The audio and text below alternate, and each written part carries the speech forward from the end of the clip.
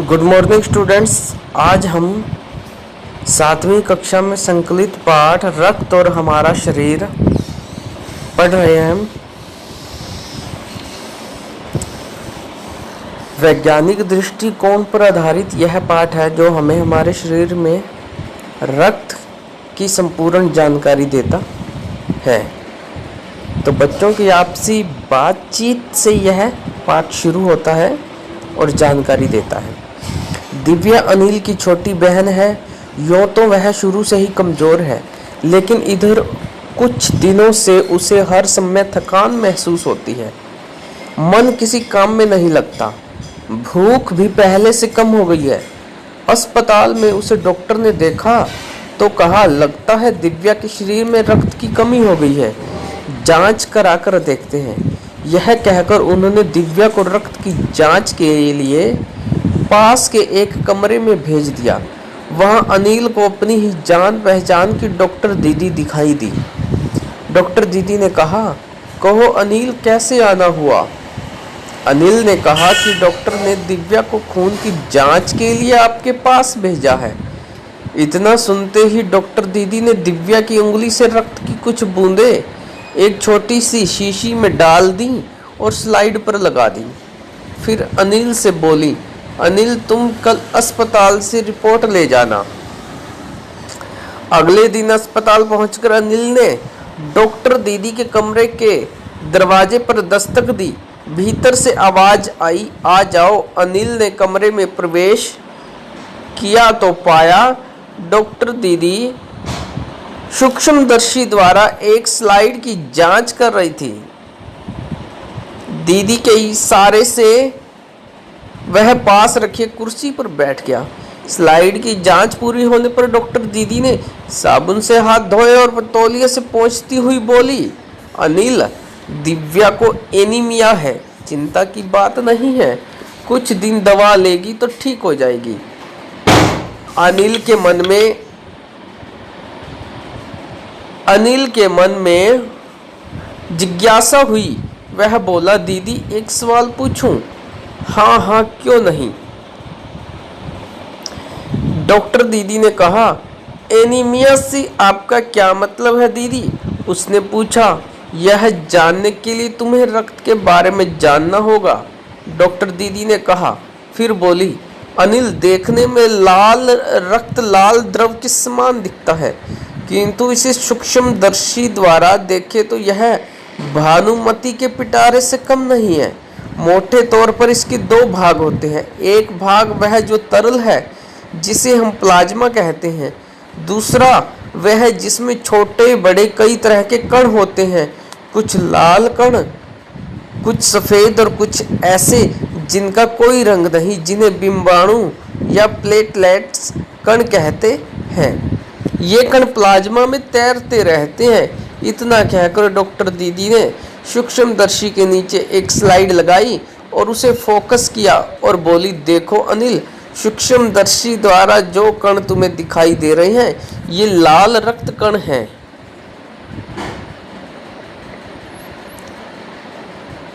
Slide देख मानो आश्चर्य से उछल पड़ा। रक्त की एक बूंद में इतने सारे कण, इसकी तो वह कल्पना भी नहीं कर सकता था। वह बोला, इन्हें देखकर तो ऐसा लग रहा है मानो बहुत सी छोटी छोटी बालूशाही रख दी गई हो। हाँ, दीदी बोली, लाल कण बनावट में बालूशाही की तरह ही होते हैं, गोल और दोनों तरफ अवतल, यानी बीच में दबे हुए। रक्त की एक बूंद में इनकी संख्या लाखों में होती है। यदि हम 1 मिलीमीटर रक्त ले तो उसमें हमें 40 से 55 लाख कण मिलेंगे। इनके कारण ही हमें रक्त लाल रंग का नजर आता है। ये कण शरीर के लिए दिन रात काम करते हैं। सांस लेने पर हवा में जो ऑक्सीजन तुम प्राप्त करते हो, उसे शरीर के हर हिस्से में पहुंचाने का काम इन कणों का ही है। इनका जीवन काल लगभग 4 महीने का होता है। 4 महीने के होते होते ये नष्ट हो जाते हैं, लेकिन एक साथ नहीं, धीरे धीरे। कुछ आज, कुछ कल, कुछ उससे अगले दिन। तब तो कुछ ही महीनों में ये खत्म हो जाते होंगे। अनिल ने कहा। यह सुनकर डॉक्टर दीदी मुस्कुरा उठी, बोली, नहीं, ऐसा नहीं होता। शरीर में हर समय नए कण बनते रहते हैं जो नष्ट कणों का स्थान ले लेते हैं।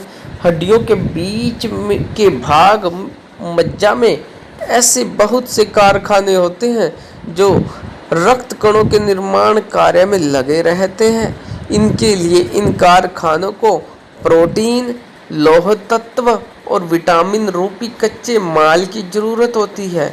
यह पौष्टिक आहार लेते हैं। हरी सब्जी, फल, दूध, अंडा और गोश्त में ये तत्व उपयुक्त मात्रा में होते हैं।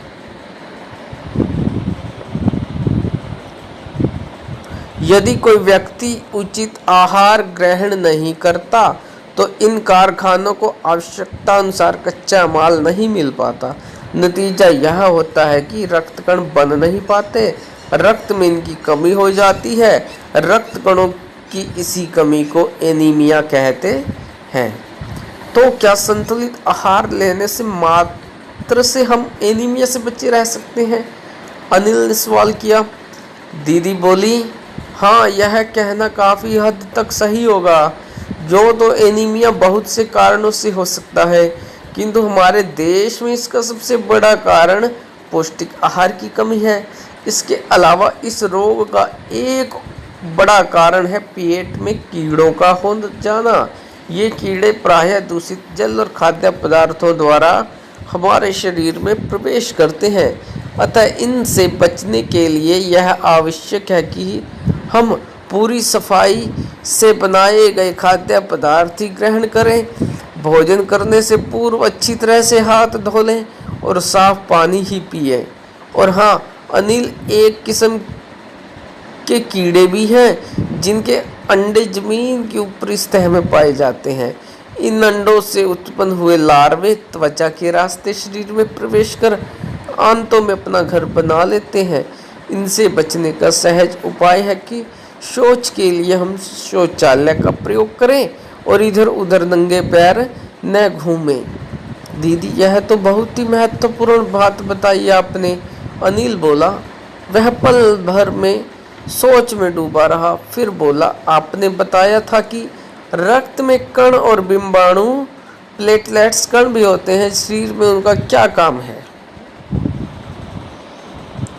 दीदी बोली, सफ़ेद कण वास्तव में शरीर के वीर सिपाही हैं। जब रोगाणु शरीर पर धावा बोलने की कोशिश करते हैं तो सफ़ेद कण उनसे डटकर मुकाबला करते हैं और जहां तक संभव हो पाता है रोगाणुओं को भीतर घर नहीं करने देते।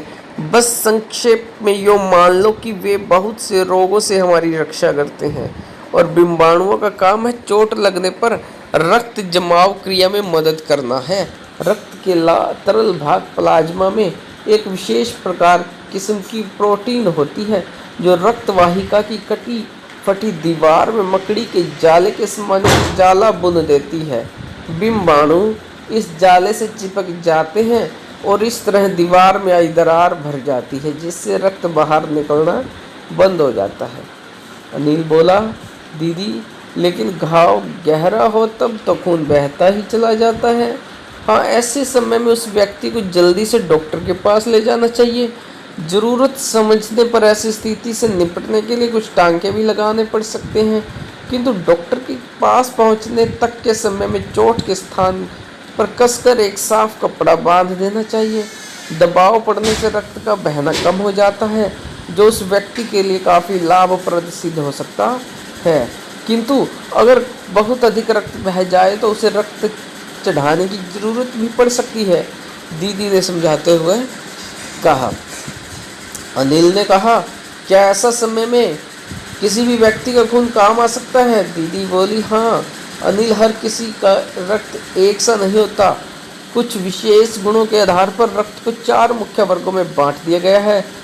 जरूरतमंद व्यक्ति के रक्त समूह की जांच करने के बाद उसे उसी रक्त समूह का रक्त चढ़ाया जाता है, लेकिन ज़रूरत के समय यदि उस रक्त समूह का कोई व्यक्ति मिले ही नहीं तब अनिल ने पूछा,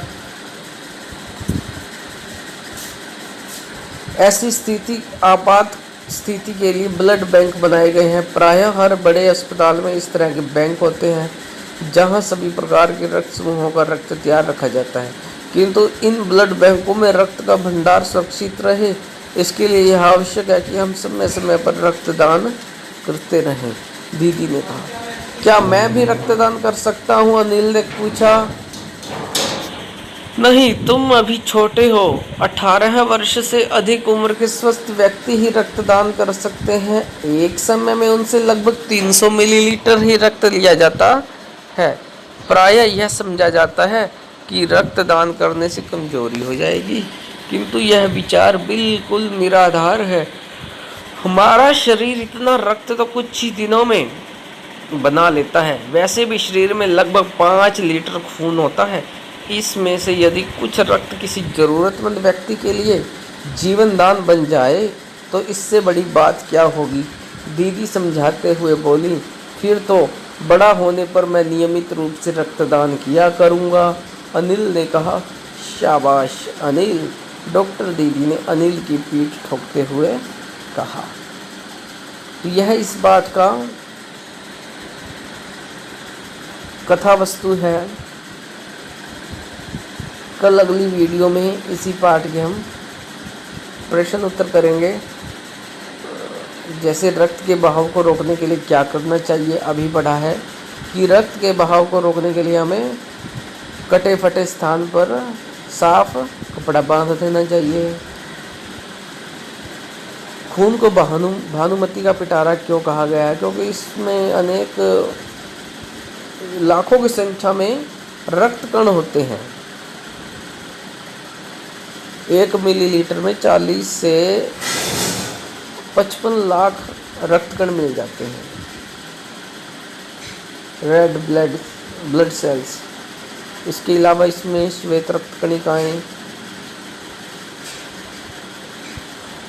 एनीमिया से बचने के लिए हमें क्या क्या करना चाहिए और क्या क्या खाना चाहिए? तो एनीमिया से बचने के लिए हमें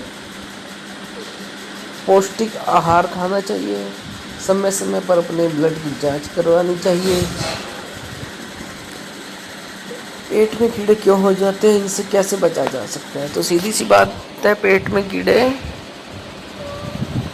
असंतुलित भोजन से या अस्वच्छ भोजन खाने से हो जाते हैं। कई बार धूल मिट्टी में घूमने से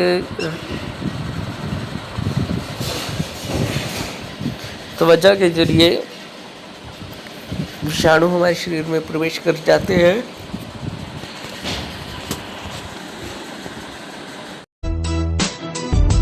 Powered by PK Star 007. Powered by PK Star 007.